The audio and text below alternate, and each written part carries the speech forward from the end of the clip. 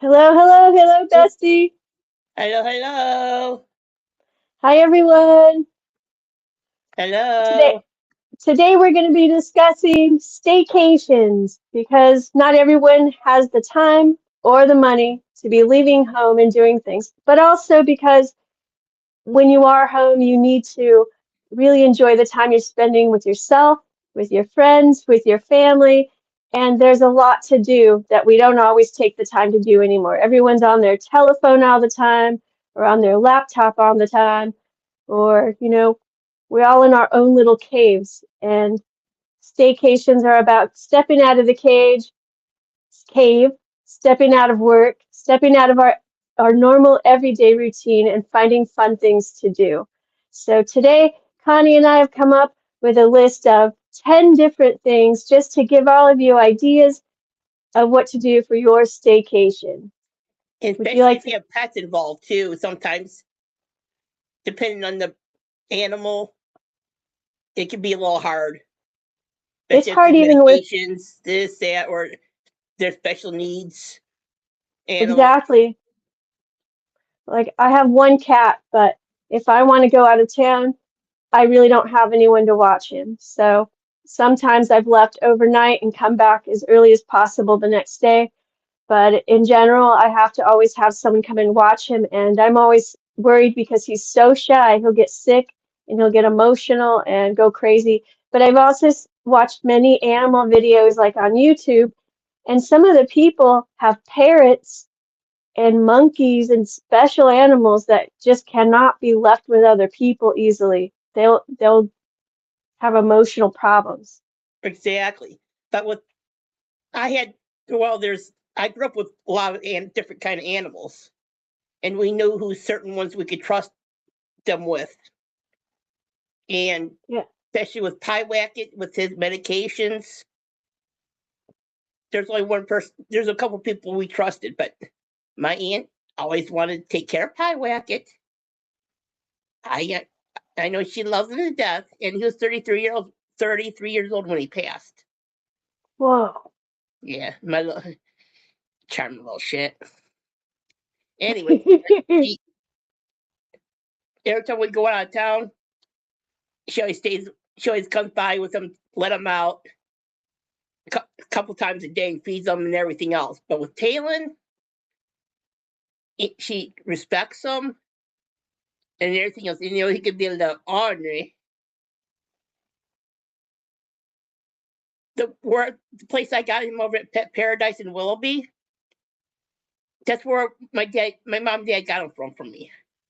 I got him Mm. not too long after my Groucho passed, like a matter of days.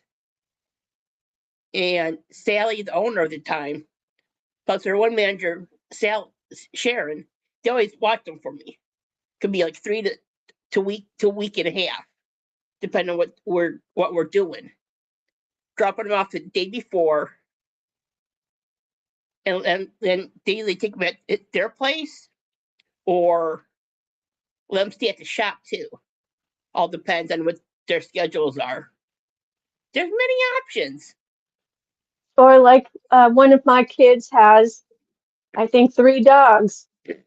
And one of them is big and a couple of them are really small, but even so, it costs quite a bit of money just to pay a babysitter to watch them. And Mm-hmm. so they aren't always able to go out of town even for like a concert or anything.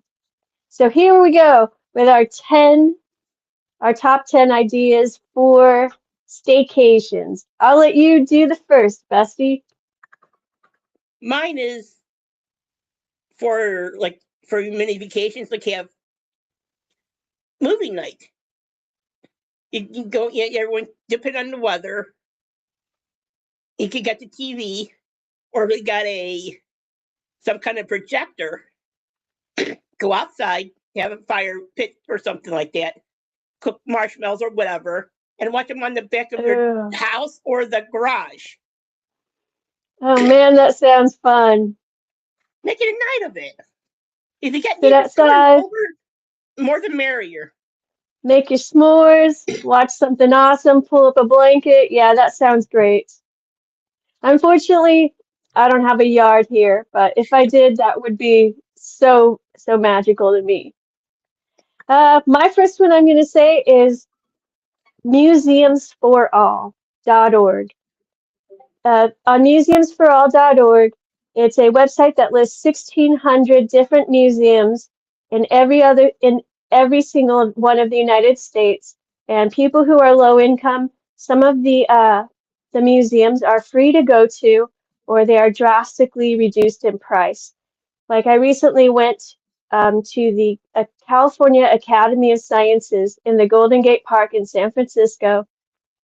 It normally costs $49 to get in, but I was able to show either my like Medi-Cal card or an EBT card, and I got in for $5. And there's also a museum. Oh, and just to tell you more about it, there is a planetarium in there. There is a huge like glass dome that you walk into. You walk into one door, and once it closes, then you walk in through the next door because inside is a replication of the Amazon rainforest. And when you walk in, it's so hot and wet in there, but there are all these like literally butterflies like this big flying around, and there are parrots and there are gigantic spiders. And when you look down, like it constantly has these misters that lets out water at the top, and the water drips down and it fills up all in pools at the bottom. And there are like fish that you would normally find in the Amazon rivers. So it's really cool. It also has like a machine that you walk into, and it will show you what an earthquake is like. It shows you standing in this little room, and it looks like a Victorian house in San Francisco. And first, it allows you to feel what the 1989 Loma Prieta earthquake was like, and how it lasted a certain amount of seconds, and how strong it was. And then after that one, it shows you what the 1906 San Francisco earthquake was like, and how long that one lasts and how strong it is. So for $5, just showing your EBT card, I mean, that is really, really great. I've also was looking at the De Young Museum in San Francisco, which I love art, but I've honestly never been to a museum that has like fancy paintings that we've all seen, like Claude Monet or, any of the others. And this year, starting in August, the De Young Museum is going to house many different artifacts from Egypt, gold masks, the sarcophagus, those types of things, really cool stuff. But that part costs money, but you can initially get in to look at many other exhibits that are free, and you can do that on specific days. So different museums like that are listed in museumsforall.org.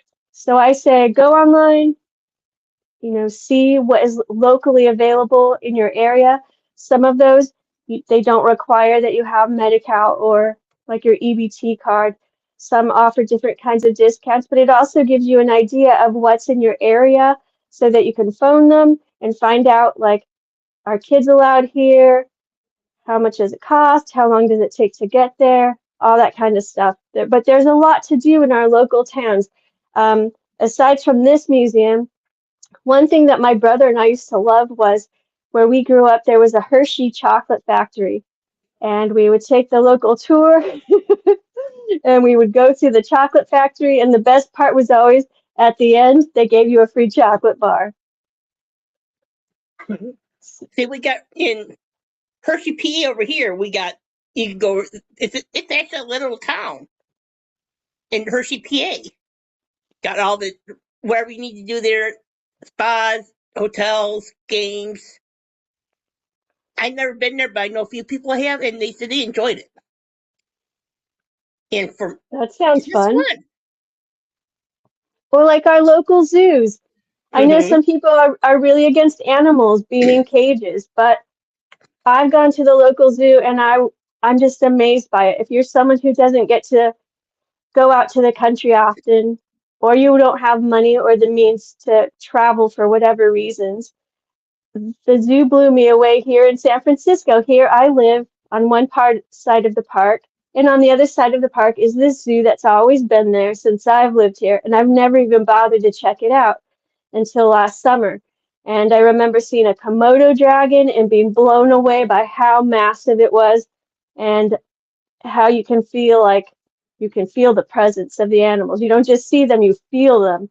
And some of them Mhm. are really powerful. So it was a great thing. I hope to go back to the San Francisco Zoo.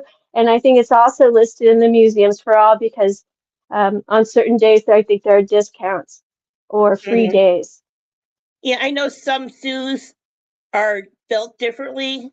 Some replicate the environment that the certain animals are in, like the savannah, the rainforests, wherever in zoos. I think that's great. I know I do too. I know there's some certain zoos, if you live in a certain county, you can get in for free. Or if In you're like San a certain Francisco, age, like for yeah. like for some of the seniors, you get like a discount or whatever. That's Oh, a good that's good. way to go with the family too. Yeah, they're not always very inexpensive. I think the zoo here costs $30 to get in. And so if you're like a parent and you have a couple of small kids, that's just not always feasible because then it takes a long time to walk around and eventually people are going to get hungry. When I went, I was able to take a lunch with me and that was pretty Hmm. cool.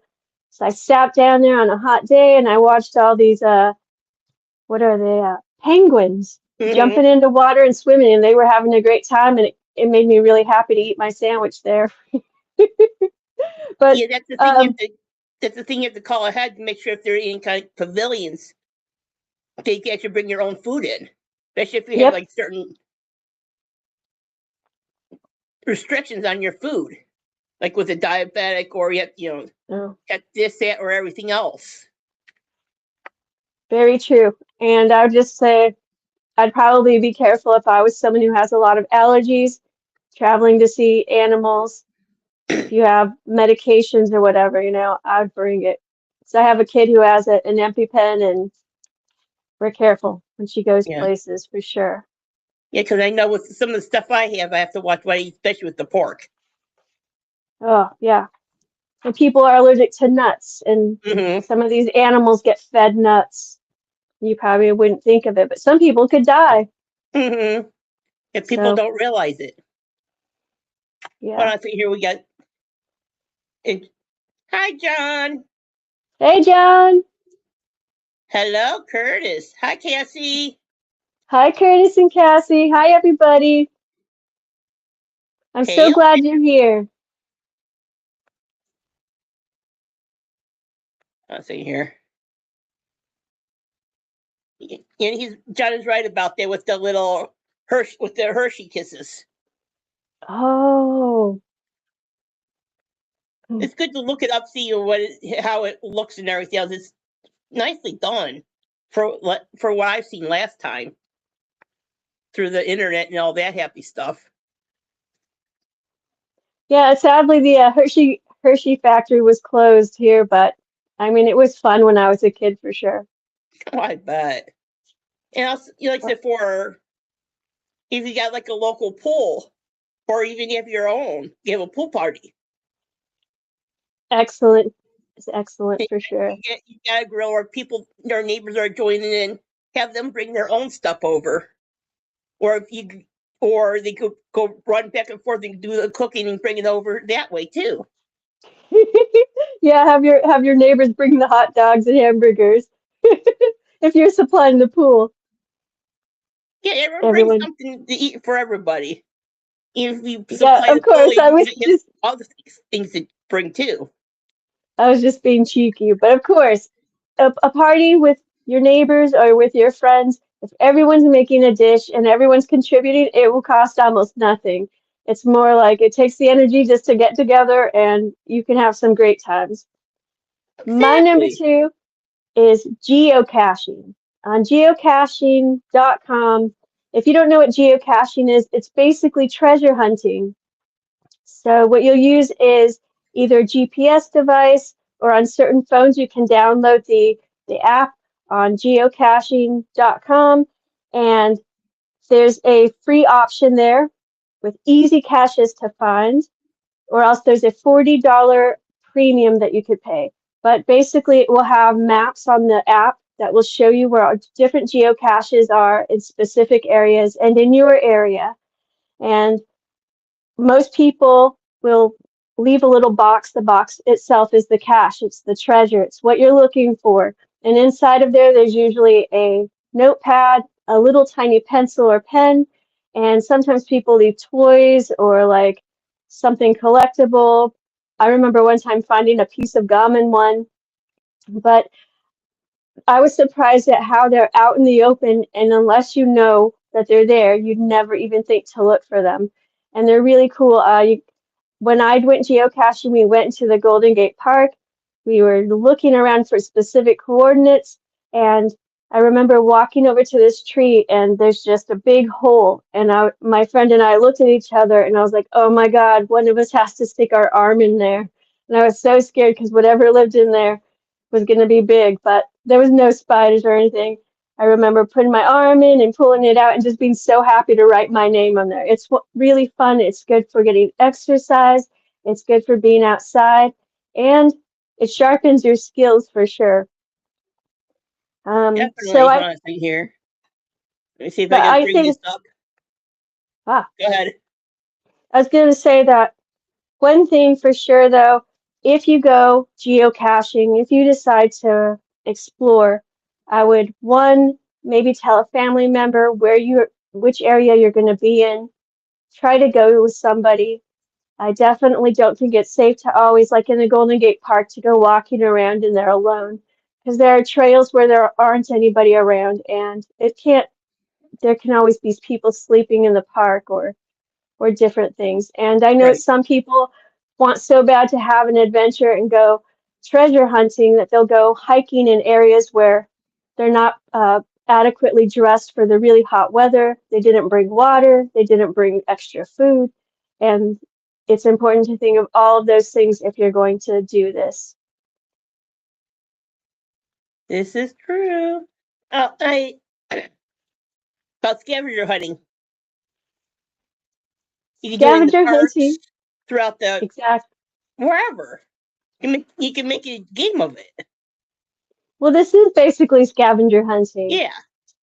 This takes it up I guess this one can be a little bit more serious because some people will, I guess, join clubs or maybe climb the top of a mountain and go to some very remote place to find a cache that's filled with money or different things. I've heard of Mm. people doing that. But the small ones are basically like a scavenger hunt. And I always think that scavenger hunts sound fun. It always makes me think of My Man Godfrey with Yeah. Carol Lombard. Oh my. Yeah. That's such a good movie. It is actually. Also, there you could be. You could do card games, board games, as you can see behind Chris. And That's there's right. and if you got adults involved, you could do poker night, Texas Hold'em, blackjack. Well, you know how I am Texas on those Hold'em. two. Yeah, but you're good with games for sure. I've got a few games here to recommend. Now, let's just say you're bored of being at home and you'd like to travel the world. You've always wanted to be like Indiana Jones, but you don't have any skills, you don't own a whip, and you're not an archaeologist. Well, no worries there. We've got you covered. What we have here is a game called Fortune and Glory. Fortune and Glory takes place during the 1930s. Fortune and Glory, the cliffhanger game, is a fast-paced game of high adventure, vile villains, edge-of-your-seat danger, and cliffhanger pulp movie action. So it sort of reminds me of not just Indiana Jones, but do you remember King Solomon's Mines with Alan Quartermain? Yes. That movie had Sharon Stone and, oh man, I can't think of the guy's name, but a really famous actor. I think it wasn't as smooth and as, I guess, like how Star Wars is so fancy. Indiana Jones is fancy compared to Solomon's Mines. It's more silly, a little crazy. The action scenes aren't as exciting, but it's still a really fun movie. So this game is meant to be cheesy also. You can play different characters. You can play the daring photographer. You can play the reclusive novelist, Alexander Cartwright. It's meant to look cheesy with the photographs rather than just like drawn art or painted art. You can be Li Mei Chen, the nightclub singer, or Jacques Moreau, the tomb robber. You're going to travel the world looking for artifacts. You're going to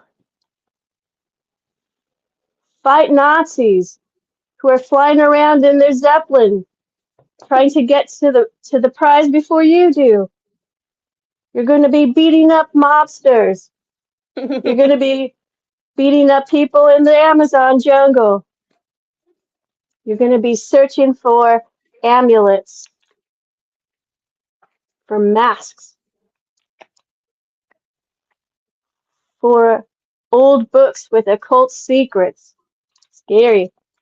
And one cool thing about this game, too, I was telling Connie about, is it comes with its own CD, which I haven't listened to because, unfortunately, I listen to digital music and I don't have a CD player these days. I'll have to fix that. But you're going to be looking for fortune and for glory.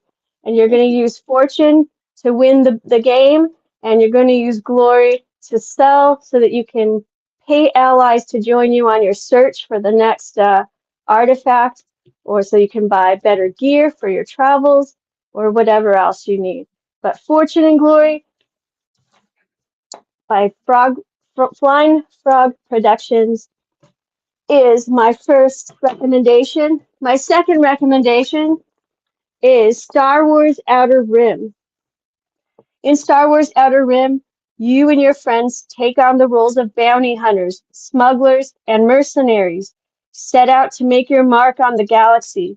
You'll travel the Outer Rim in your personal ship, hire legendary Star Wars characters to join your crew, and try to become the most famous or infamous outlaw in the galaxy. Will you make a name for yourself hunting bounties for the Hutts, stealing for crime syndicates, or smuggling goods past Imperial patrols? All this and more is possible as you adventure through the outskirts of the known galaxy. So there are a lot of different characters you can play, like Lando Calrissian, Han Solo,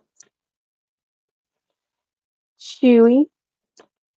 You'll start out in a boring spaceship like this that can only go so-so, and then the red would be like how many dice you get to roll when you're battling another ship.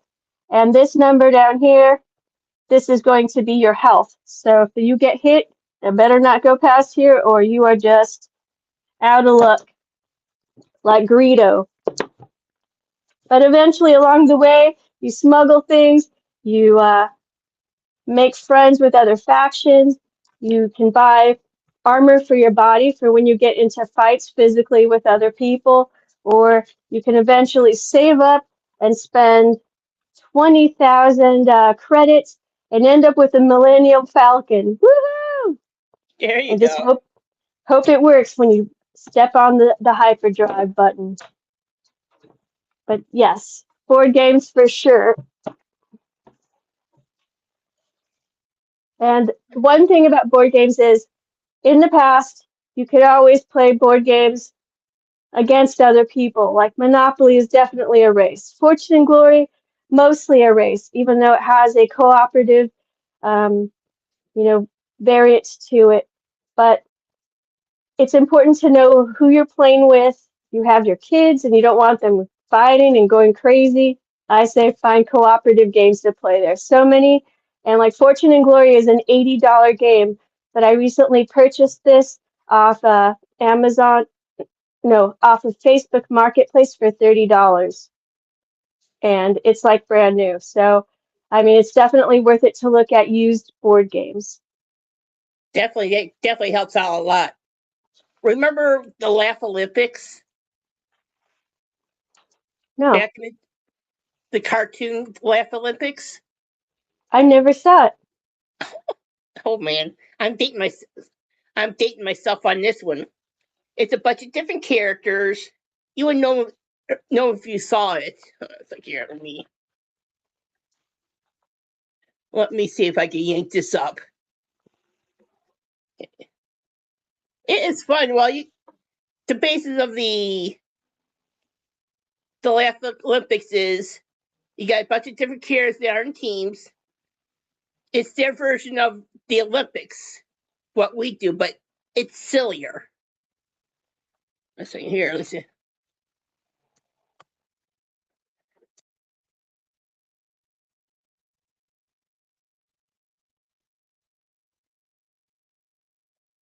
Yeah. While you're looking for that, I just want to Yeah. say one more thing about Star Wars Outer Rim. It's such a good game, and if you don't have anyone to play with and you're on your own, it has a deck which is called the Atoma, and it acts like a second player. And if you add the expansion to the base game, it actually feels like you're playing against two other people. So no matter what, you can have a great time. Yeah, it's like air. And it's always exciting when you get to a planet and you come across somebody who's in hiding and it turns out to be somebody like Princess Leia or someone you really love from the movies. I never get tired of that. I just wish that in the base game they had characters like Princess Leia that you could play. She's not a playable character. Oh, I It, see what you're talking about. yeah, it's different. You got Jabberjaws in one, got Scooby Doo, got Snagglepuss, Grape Ape. Different. Go on, Jen. Go on. Sorry, my cat. He's over there You can in the back of my you can head. make up silly games for each group. You can do how many teams you want, but you can do it. You have silly things that you can do for the Laugh Olympics, and everyone will be rolling. Could be like a 3-man Team. leg race, but you can dress up as characters. Oh, I see. It's That's a like, definite, sounds like a good group activity for sure. yes, and you can get the animals involved too. You like have them do silly things too through the hoops, and have them dressed up in their silly outfits if they can only tolerate it. Not all animals are different.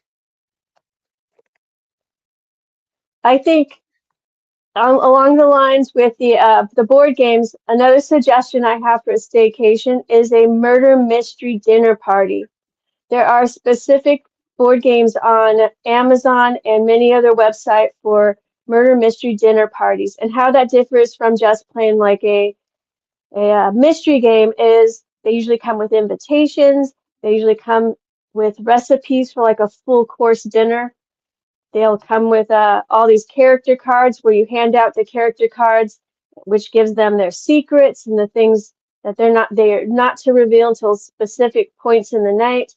And in my 20s, I lived up in Anchorage, Alaska, and the winters were long. But one time I had a whole bunch of friends over. Everyone made a dish so that we had this really fancy dinner because it was supposed to be like a Victorian meal. And it was a murder mystery that took place during the Victorian days. And I was surprised. I didn't think anyone would really get into it, but everyone dressed up and everyone had a great time acting it out. And it was probably one of the most fun nights I've ever had in my whole life. So, murder mystery dinner party. You could be as fancy as you want, you could be as simple as you want to be with it. It's mostly just about people having an open mind and being willing to let go and play the part. Definitely. I think also if the kids got a play going on for whatever, you can support them. They have them all come to your place. do something similar to the murder. We have dinner, this and similar for the murder mysteries, but for kid form, make them feel they could do something for everyone in a team, and to make them feel special, especially if they know how to act in it. Doesn't matter if they know how to act or not, as long as they're having fun. And even like if there's done or magic acts. Oh, that's Or right. whatever. That would be nice. Put on a talent show. Yes, basically. There's a place that I go to for like group therapy every now and then, and every once in a while they put on a talent show. And I was amazed last time when I decided to enter the talent show, and it was a big deal for me because people who don't know me, they don't realize how shy I am. And they don't realize that I'm even very agoraphobic. I get stressed out going out of my home and going places, and it takes a lot of energy for me to do it. So when I joined the talent show, I read a poem that I'd written, and I remember that as I looked up and I was, scanning the audience, everyone's face just had this big smile, and it wasn't like they were laughing at me. It was like, wow, they're really enjoying what I'm saying, and they're really listening. And I also had a great time. Like there's a guy that I know who, when he sings, his voice becomes very deep, and he sang some really good like rock songs. I was blown away because he's super shy too. So definitely talent shows are great. And man, what kid doesn't want to see a magic show? I've Right. never been to a magic show. I would love seeing somebody do magic tricks. I've been to 2 of them, but this was in the late 70s. The first one I went to, I ended up getting a bunny out of this. I Woo! was literally on stage with this magician, and it was all the kids that were in the room. They had to yell their loudest, and I ended up getting picked. Went up there. I was like 6 at the time. I had this little pink, not this pink, little bluish and off color white outfit. And he was doing a few things with me, and ended up getting the rabbit at the end of the stint I was at. I also got the candy, Woohoo! and he showed me few magic tricks and everything else in the process. And Blackstone Jr., that Harry Blackstone Jr. was the magician at the time. Got to see him twice. The first one, he had the Dutch rabbit, wrapped up in such a way I didn't know it was rabbit until it was presented to me. Got to take him home. He was already trained and everything else.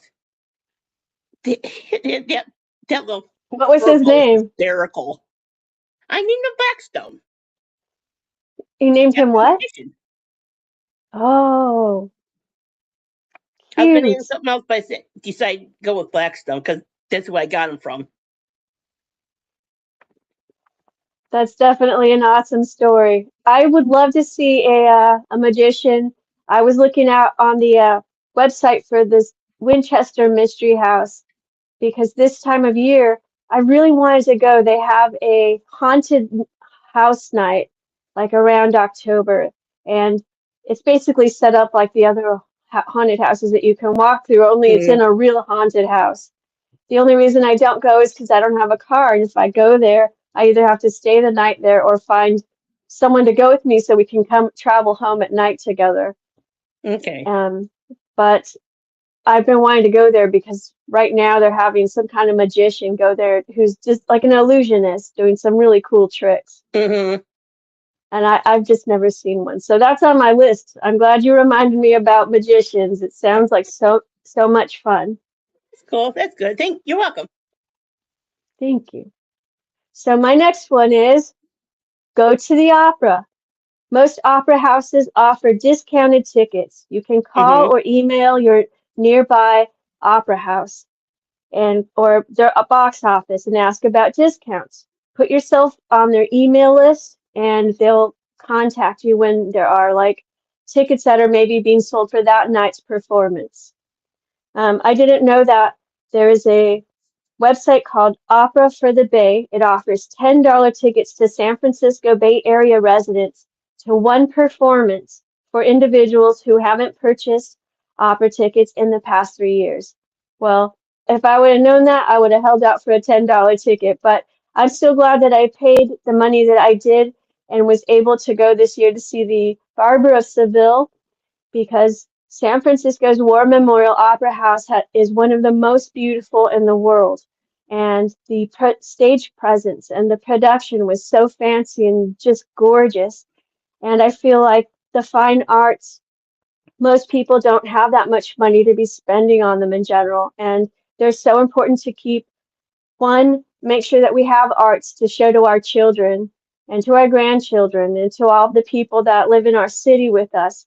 Two, it's really important to remind yourself that there is something beautiful to aspire to and to always support our artists who make a living doing this. But I was blown away because I went with a family member to the opera, and this family member had never been to one before. And she kept saying, so tell me, how are we supposed to understand this? Do you know what's being said? And I was like, no, but we attended a pre-opera discussion, and they were very adamant about saying it's not important to know what's being said. It's more important to emotionally connect with the colors, with the actors, with the singing, with the music, and to feel what is going on, and allowing all of your senses to come alive and to enjoy and to give in to the experience. And for me, hearing that helped me to enjoy it even more, because I didn't think I knew anything about the Barber of Seville, but after it started playing, I realized I knew a lot of the music from watching movies and cartoons. Even Mrs. Doubtfire has the Barber of Seville, like one of the main songs at the beginning of that movie. And it was just so much fun.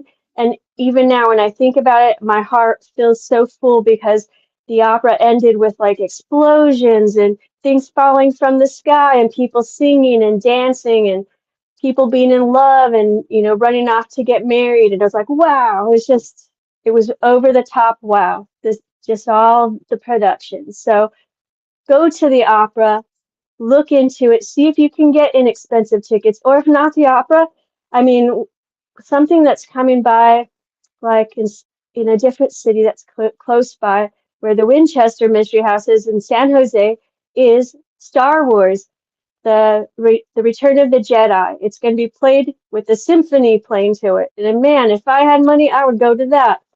But I don't. So there are a lot of really great things to look at besides just going to the theater, to the movie theater. I think I think we've gotten so spoiled. I used to go to the movie theater a lot, and now I almost never do because a lot of them have closed down, or they're just not showing a lot of the movies I want to see. Also, there's excuse me, there's some of these places that you could do they do have the open theaters. I mean, you go out in the parks. Oh yeah, that's right. In opera, there's an opera in the park day. I Mm-hmm. think the one that we have here is like September 7th or something in the Golden Gate Park, and I might go. Also, there's performers. The rock, they do like cover bands and all that stuff, and like with John does. What he does too. You could go see them for wherever they're at. Yeah, John's band is really good. Mm-hmm. Because And over it here, there's. definitely. Go ahead. Go ahead. I was just gonna say it looked like everyone was having fun and dancing. And if I were there, I would have wanted to dance too. Yeah, I know there's certain places that do it like on Thursday nights where a band comes in and performs their music. I know some may do a couple cover songs and everything else. I don't see anything wrong with that. As long as you're having fun, you can bring wherever you want to eat and drink and have fun. Absolutely. And it's more about, being outside too when it's going out and watching something like that. Uh, being outside, talking with your friends, feeling the energy off of the crowd and off of everybody. I feel like I love having a computer. I love having a cell phone. I like how technology is really, it allows the common person to publish your own books, to market yourself and come up with really creative ideas. But at the same time, it's very isolating in many, many ways. And it's still important to realize there's a world around us that we're not always going to be here to enjoy. And so we should be outside of our homes at times too. That's for sure. Also, you could, like for one day, maybe like do arts and crafts. Yeah, that's right. Are you working on any arts and crafts? Yeah, I'm working on it. I'll show it at a later date. Yeah, I'm working on arts and crafts, but it's top secret at the moment. But one thing I've been working on, and it really means a lot to me, is this year I decided to learn how to do knitting. And I didn't ever try it before because I have a visual disability. So I thought it's going to be too hard for me and too complicated. And it is hard and it is complicated. But the main part of knitting with certain stitches, once you do it so many times, it's like muscle memory. You're able to do it and look at other things and do other things and then just be repetitive. And when you're really stressed out, I find when you do something like that with your hands that's repetitive, it relieves a lot of anxiety. There's something beautiful about knowing that you're learning a skill where you could actually make things to give for gifts. And Mm-hmm. it's just about me taking the time to watch the videos, to try to practice what I'm seeing in videos, because that's the really hard part for me. Like I was taking this knitting group with other people, and most of them were picking it up faster than I was. And so I would get to a certain point and I would destroy my creation. I would start over and over and over. And I did this on purpose just because I really needed to understand what I was doing so I wouldn't forget it. And it really paid off. I'm starting to do good. So yeah, I think learning a new skill, taking a course, maybe learning to cook something you've never Mm-hmm. cooked. Our friend John, he is a good baker. I mean, he takes these fantastic photographs of bread that you would probably wouldn't mind paying $10, $15 for a loaf and making a fantastic sandwich with it, you know? So That, absolutely. that's for damn sure. And for Yeah. it's not for some people it's natural than doing it. Some it's trial and error, but everyone will get there in their own way. As long as you're And happy and enjoy it, go for it. exactly. And also with learning a new skill or hobby, one, let's say you've been very stressed out at work and you've wanted to learn something, but even learning a board game, if it has too many rules, can be too much if your anxiety is high. And learning certain skills Mm-hmm. also can just push you over the edge and feel like a chore, and it can take all the joy out of it. So if that's the case, painting, Mm-hmm. drawing, there's always something you can do that doesn't take it's a different kind of stress, and it can really relieve a lot of emotion. And I think art's very important for that. Also, you could, as a family or yourself, you could learn a new recipe, have everyone come by, try it out. Or if you know somebody that knows how to cook, or a chef or whatever, have them come by and help out. I definitely agree with that. That's one of mine also that I have here written down someplace is maybe trying food from other countries. Mm-hmm. Like as a kid, I never grew up eating many foods that I now enjoy. And so when my kids were little, it was really important to me to take them once in a while to maybe an Indian restaurant or then to a Moroccan restaurant and to try different foods from other countries because here we have like sweet and we have savory and we know what those are, but the rest of the world has sweet and savory in very different ways. And Mm-hmm. like, you eat Thai food and they'll use mangoes and all sorts of fruits in savory dishes. And I think it's about learning to use different spices. There are places you could go to, but if the food's too expensive there, you can buy very inexpensive spices Hmm. online. And like you said, research recipes, watch videos, and make them yourself. And like right now, I'm trying to lose a few pounds, and I'm trying to not eat as much, I guess, not eat as much animal fat for one, because I need to lose weight and keep the blood sugar down. And so one way I'm doing that is by learning to use different spices that I'm not used to using. And yeah, I like the curry, but do I want to eat curry every day and have my house smell like curry? No, no, no. So Right. so I'm gonna have to research so many different ones, but I'm learning that a lot of Asian dishes have some fantastic spices in them, and they're delicious. They have really deep flavors, and even like eating couscous instead of white rice all the time, because white Hmm. rice is bad for your sugar levels, but couscous isn't. So it's really important to branch out. And if you have always wanted to try something from another country, try it. And one last thing on trying something from another country. One of my favorite dishes is a Moroccan dish, and it's rabbit cooked in this phyllo dough. So it's like wrapped up in, it's covered with a powdered sugar, but inside it tastes like it has cinnamon on the rabbit meat. And I know some people are like, oh my God, she's eating rabbits. I've only had it twice in my whole life, but every time I always like, wow, this dish blows my mind. It's so good. And I actually like rabbit. I love eating lamb, bison. I've eaten venison. I've eaten buffalo. I enjoy it. I love eating shrimp.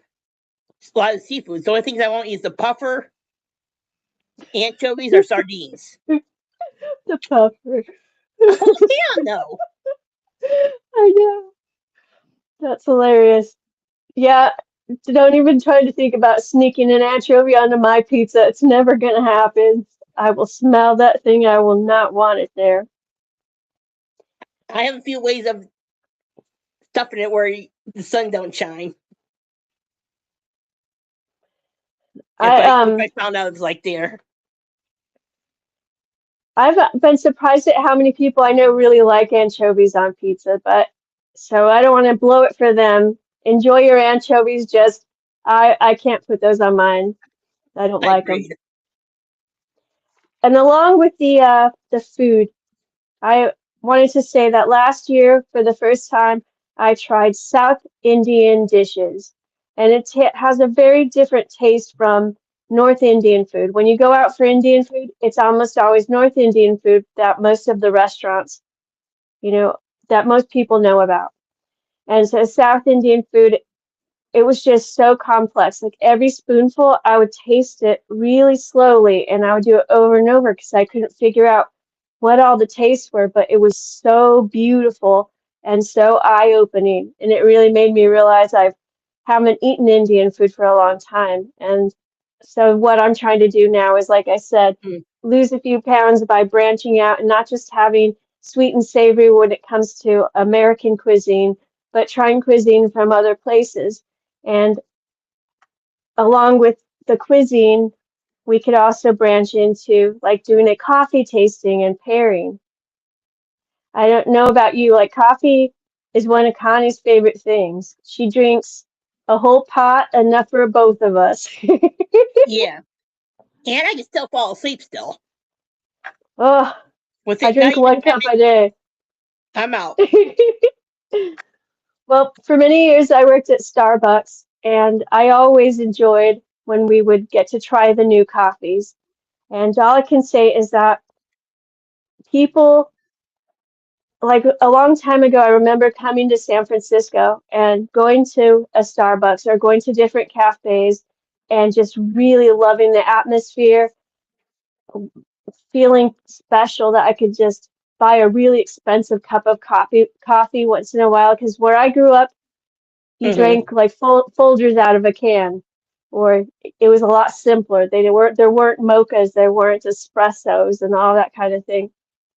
And so it was a big deal to me. And I never got tired of it. I'm still not tired of spending a decent amount of money on a good coffee and really cherishing a cup. And I don't know about you, but when I remember my kids being small, and even myself, I started drinking coffee when I was 4 years old. And I remember those first few cups that I had with my grandmother and how she'd let me put lots of sugar in there and make it sweet and extra cream and make it just yummy, like you would for a little kid. Less coffee, it was probably mostly milk. But I have all my best memories of being with my grandmother or with my kids and drinking coffee. So I'm still there. Bring your friends over, Hmm. make a dessert that will go well with the coffee. Are there any specific things that you like to make when you have people over for coffee or when you drink it with your family? Funny thing is after my grandma Clary passed away in the late 70s, she had ovarian cancer. Grandpa Oh, Clary I'm said, "Hey, sorry. this to my dad." Said, when do you want me to start coming back to work? Starting to work with you. He said you could come Tuesday. And he was a coffee drinker. I don't know if anyone remembers those 32 cup or whatever it is for the coffees. Where my mom dad used to own a butcher shop back in the day. I was always in the back room. I grew up around seeing my dad break down the beef, whatever. That never fazed me.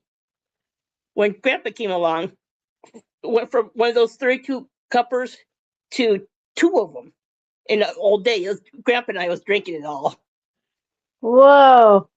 But also we got the truck drivers who come by. They would be drinking out of it from it as well. I was Grandpa's personal assistant. That's how I learned with the sports and everything else. Growing up, I know he was a big Cleveland fan, but he knew I was leaning towards Pittsburgh, even though I was born in Cleveland. But he taught me well enough to be true to yourself and your team on whoever you pick, and I have been ever since. Well, then I'd have to say, go San Francisco. Go. Go Giants, go. All right. I don't like sports, but I mean, it's going to be San Francisco because that's where I live and that's the Right. city I love. Well, just to give you a few ideas, like most Latin American coffees will have citrus notes to them. Mm-hmm. And you can always make like, lemon scones, lemon cake, something like that to go Yeah. with those. My favorites have always been the Asian coffees because those can be more earthy and smoky, and that's the kind of stuff you want when you're eating like a piece of tiramisu cake. Mm-hmm. And Yeah. some of like the African coffees will be very complex and have tastes of like notes of chocolate and berries, and those are beautiful. And for some reason, they're harder and harder to find even in grocery stores. They just, I think, cost too much. But whatever. Yeah. I Unless you still go. think, Sorry. Unless you go to like a specialty store, the strictly like an Asian, Tibetan, or wherever, they will probably have their brands in there. oh, that's true. That's very true. Like they're like the mom and pop shops, which There are a we lot have of over those in here. my neighborhood. We haven't called Alessi's is an Italian little place.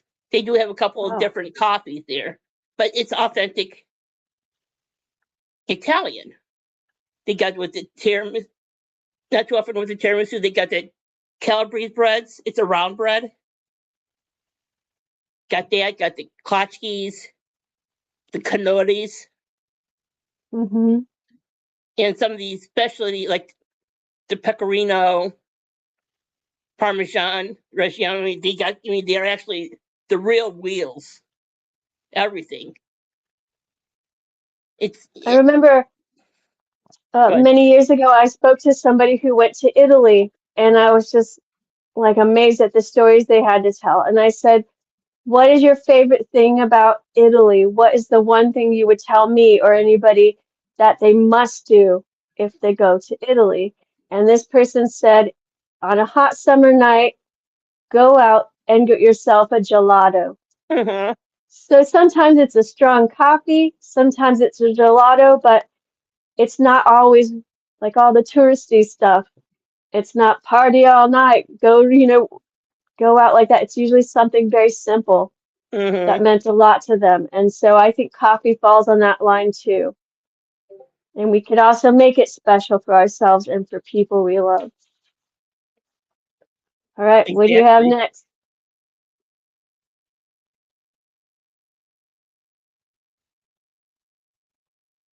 See here.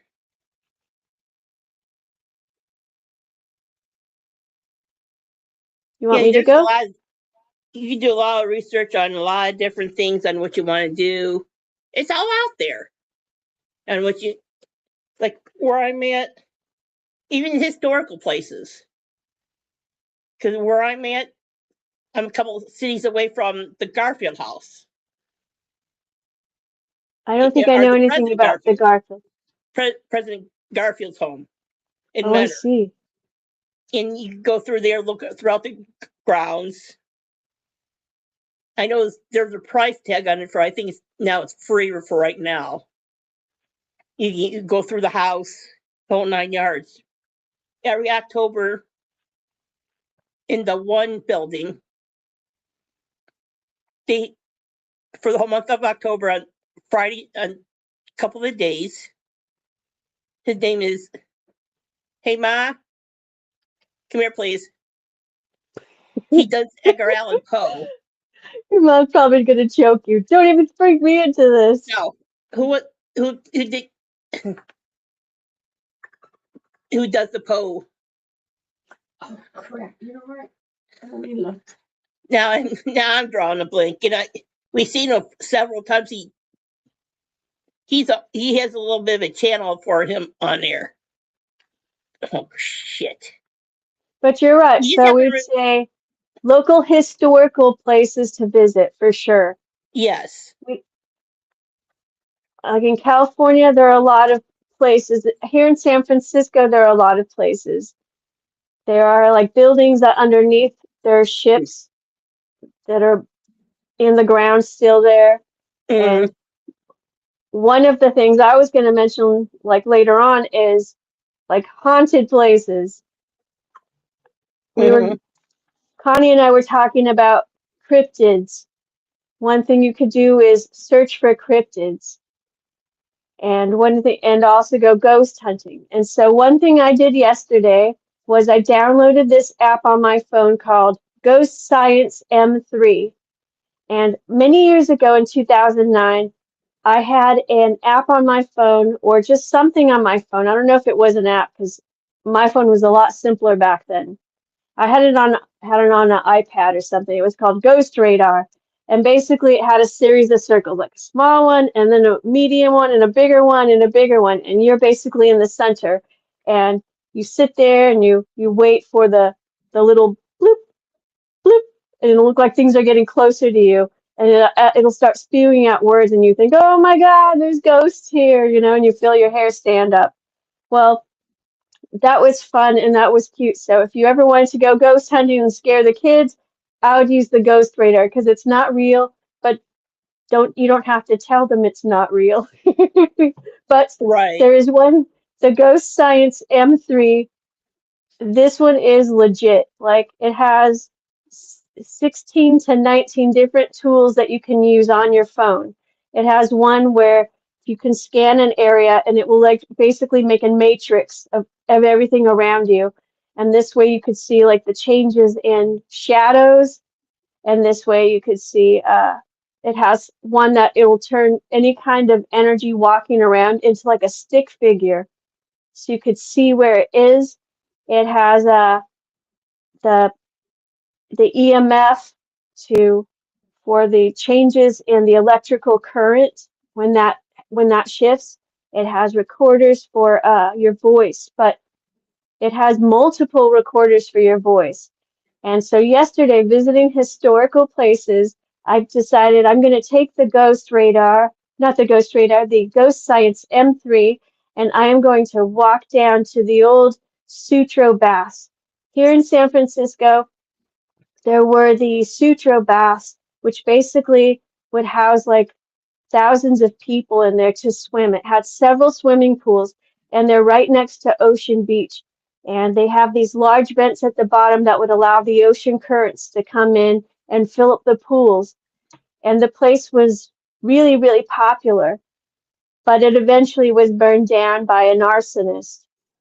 So the story goes that down there where the remnants are of the Sutro baths, there are different ghosts walking around, and you can hear voices, and people say that it's probably people who drowned in the water or whatever you want to believe. But I was trying to get exercise, so I thought, well, whatever, I'm going to turn on this ghost science app, and I'm going to walk down there. And there's also a little cave, a tunnel, and I walked through the tunnel, and I played this to see if anything would come up, and it was a lot of fun. But I'm going to spend the rest of the summer using this app and visiting different historical places in San Francisco, but I'm going to go to the ones that are free. I don't want to spend any money. I'm just wanting to get out, be in the sunlight, and this helps. But it did say my name. Say here. It said it. Yeah, we're listening. Here is the guy that does the readings for Edgar Allan Poe. Awesome. His name is Ketz, something like that. You go on the James A. Garfield website, and he'll do a little brief synopsis of what he does. He's good. He's been through Europe a lot. He was on a couple of the shows, the daytimes, especially with, I think it was with, not Guy Fieri, one of the cake makers, because he came in because it was celebrating Edgar Allan Poe's birthday, and this guy lives in same places where Poe lived and died and everything else and buried at. He's good. It's worth a look into what he does. I remember many years ago, a friend bought me a gift, and when I opened it up, it was literally a book like this big, and it was an Edgar Allan Poe book, and it was leather bound, and it was really, really old. And I lost it. I know, beat myself up for that one even now. Wish I had that, but I mean, it's little. Right. I wonder where I put it. I just never found it again. It may pop up one day here soon. Oh, it's right here. Yeah, along with those cowboy figures that I told you about last summer that disappeared from my board game. Yeah.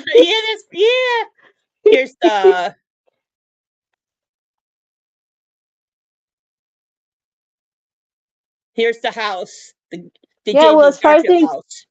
This is as far as the United States goes, you guys have all the old stuff over on your end. Also, keep in mind that looks pretty. It is. It's very nice in there. Keep in mind we had 7 presidents, and look how many astronauts that lived here that were from Ohio. I think like 7 or 8 or something like that. I lost count. Always, guys go to some of their places and see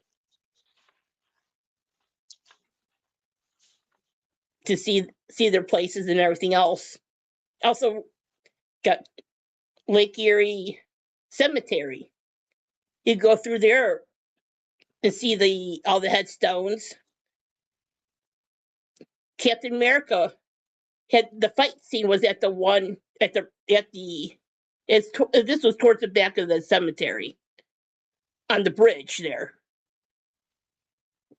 the fight scene was there with Cap in it.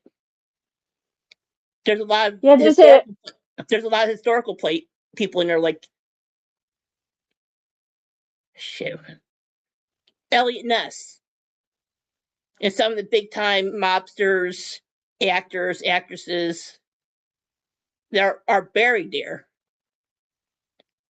It's worth checking out if you're your local cemeteries. You go through, see all the names, maybe do the research while you're there.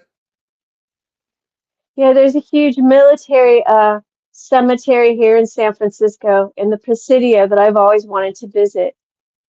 Mostly because the whole area is just really beautiful, but I've never been to any large cemetery like that. I've told you before that where I live, not far from here, actually very close, a few blocks away, there used to be an old cemetery. But as San Francisco grew and there were more people, they dug up all the bodies and they transported them just outside San Francisco to a city called Colma. And that's part of the reason why I also took that ghost science app and walked around by the Sutro baths. Because I'm like, there has to be somebody pissed off here that they got kicked out of their own grave. So we just have no clue. But yeah, so historical places, that's a big one. I remember as a kid going on field trips to what was called Sutter's Fort, and it looks still all old timey, like the cowboy days. And we have old towns. I know a lot of towns have like ghost, old cowboy looking towns, right? Do you guys have those over there in Ohio? Yeah, we do definitely have our fair share of old time houses here. Yeah, I know for the Franklin house is haunted. That's one Mansfield. Their reformatory is down there is haunted, which was used in Shawshank Redemption. Oh goodness. We got a lot of haunted places in Ohio. Cryptid, yes. UFOs, yes. Ghosts, yes. Bigfoot, yes. And I'm glad you brought up Bigfoot, because the best thing is if you want to go hunting for, I can't say hunting. We don't hunt cryptids because those are animals, and some of them might be protected, by the law eventually. So we search for cryptids and we document what we see, and the way that a cryptid becomes just a normal animal is by being studied and by scientific proof and evidence that it exists. And you and I have spoken about before how there are several animals that used to be cryptids that are no longer cryptids. Can you tell us a few? Panda bears was they didn't realize they thought they weren't real, but they didn't turn up being real. There's one right there. Gorillas. Oh, there's a few of them out there. People didn't believe it was real, and it was real. Yeah. There's platypus. Oh yeah. And so it's not too out of the ordinary to say, let's go search for cryptids, especially like where my kids live. There's so many beautiful forests around there. I wish I lived close to a forest, but I know that there are plenty of things in the parks and stuff here too that I would like to go looking for. And the Ghost Science M3 app that you can download on your phone, it costs $10.99, but it's a one-time thing. And after that, you get to hold on to it, and it's worth it, because you'd have to buy many, many different gadgets to have all of those in one place. And you can always turn off you can put on airplane mode so that, it's not like AI or anything is paying attention. You're just you and the app on your phone, and it allows you to record things. It's very intuitive because I'm really technologically backwards, but even I can use this thing very easily. And there are explanations for things, but there are 40 out of 49 of the 50 states have sightings of Bigfoot, but it has sightings of different kinds of Bigfoot. So different species. Some of them say it looks like an orangutan. Some of them say it looks like hairy little people running around. And some of them say it looks like that big Harry and the Hendersons monster. So we just never know. And some of the cryptids aren't very animal-like at all, like the Mothman, Mm-hmm. the Jersey Devil, other cryptids like fairies that Yes. people have documented. And so using the Ghost Science M3 is more the sort of tool that you would be able to use to pick up on their energy or fluctuations or to record any kind of sounds if you can't hear them outside of that. And it's a really good tool to have.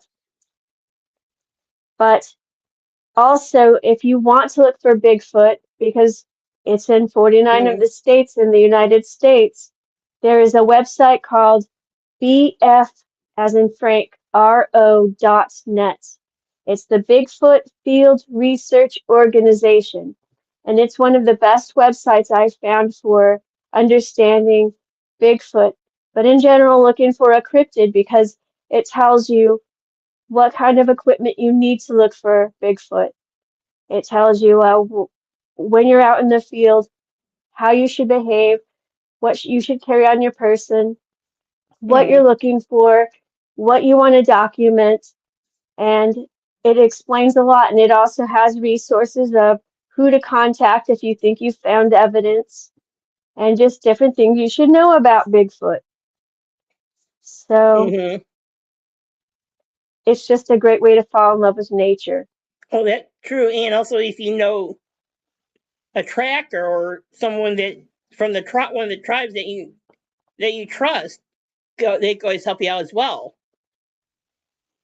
Oh, yeah. I didn't even think about that, but that's very clever for sure. I've known some people who've gone on and visited a reservation and they had a great time there, so Mm-hmm. that's definitely worth looking into also. And also, you get to learn about their tribe as well while you're there, and what they eat, what happened, how they got their people got there, and all that stuff. Yep, and I'm always a supporter of indigenous tribes. My grandmother was a Jicarea Apache, and she was the sweetest person I ever knew, and I was thoroughly in love with her, and I'll always miss her. But come from a long line of strong women, and I'm really glad I knew her. So yeah, if I ever had a chance to go visit that reservation in New Mexico, I would be on it for sure. I'm with you on that one. So have you ever tried the ghost hunting? Not yet. I will though. I know I know there's something going on with the cemetery that was behind me back in the day, the one that we used to live at. I know some say that the girl in blue was killed on Christmas back in Oh the early no. 1900s. She was alone. No one knew who she was. She was her whole outfit was blue. They call her the girl in blue, and they did finally gave her another tombstone on who she is. I can't remember offhand right now. This was a couple decades ago that they finally put it up there. If I happen to see it, I'll bring it up on the next stream when we do it next. Awesome. I would love to hear more about it. Well, Hey, Sashi. I was also thinking of see greetings popping in to hit the like. All right, thank you. Well, indigenous tribes. I mean, definitely Indians come from India, Mm-hmm. and we have Native Americans here. So, Sashi, but Sashi, where are you at in Malaysia area? I know he's we call him the man from the future because he's like about 12 hours out from where we're at from the other channels. in the future, Yeah, like Sashi from the Australia. future. Awesome. Yeah, Well, he always as has far a as lot of like, good recipes that he posts over at on his dad man's channel too as well. Some of the stuff he's had. wow, You guys Sashi, check it out. don't be a stranger. I want to hear some of these great recipes. I'll try them. Well, I was going to mention Alcatraz Mm-hmm. because I lived here in San Francisco many, many years, and it was only like 2 years ago I decided to go to Alcatraz for the first time. I'd always avoided it because it sounded so touristy, and I have an aversion to being around crowds. But it was the first time I'd ever gone to a place that was notoriously haunted. And I remember walking up to the cell house, and the very moment I walked through the threshold of the door, I felt tons of hands, and it felt like all the fingers were moving like this. And I felt it going all down my body like that. And I was like, oh my God. It gave me the creeps for sure. But the whole time I was there, I felt like there were eyes on me. And not just eyes from far away. I felt like there were faces like close by, being really quiet and really still. And so I guess I'm very curious just to see other places like that. I watch a lot of different paranormal shows and shows on cryptids, and I'm very curious about it. Mm-hmm. But we can't shy away from these things. They're all over the place, and there's nothing wrong with exploring the city you live in or the state you live in. Mm-hmm. And I'm very interested in walking around with my little ghost science on my phone and getting creeped out, feeling my hair stand up. And I hope to have some cool stuff to report to you in the future and in a future live stream. There you go.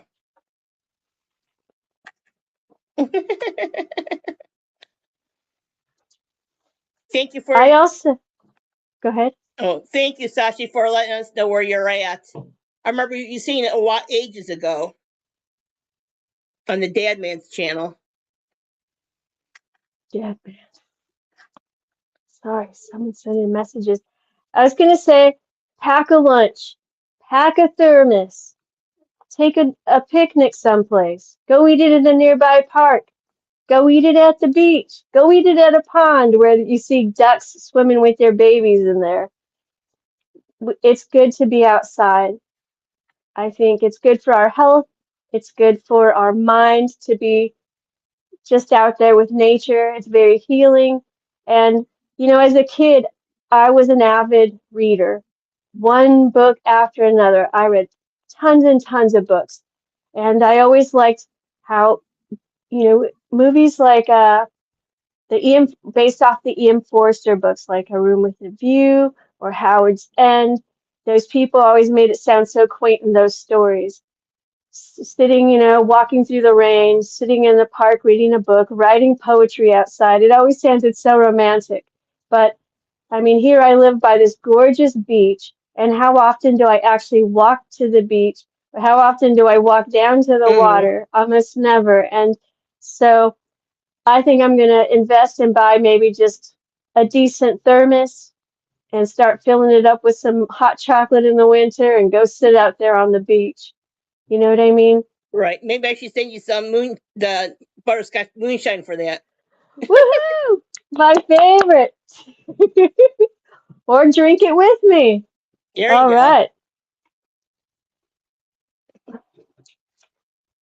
Yeah, there's a lot of So I different things you could do on staycations, even if you do the research, on your own or have fun with the family looking at everything up. There's a lot of different things you could do. Just know how to do it. and not just know how to do it. I guess like for me with the agoraphobia at times, Mm-hmm. I've not wanted to go places because sometimes you don't want to go somewhere where there are tons of people walking around, or sometimes you're just a little bit tired and no, I don't want to go anywhere today. But I have to start changing the way I think and seeing things as an adventure rather than, a trouble or it taking too much energy that I don't want to expend. And so if you allow yourself to see the things around you, the nearby forests, the nearby lakes or oceans, or even some of your neighborhoods that are older and you'd like to go and walk past some spooky house and hopefully not see Pennywise jump out of there.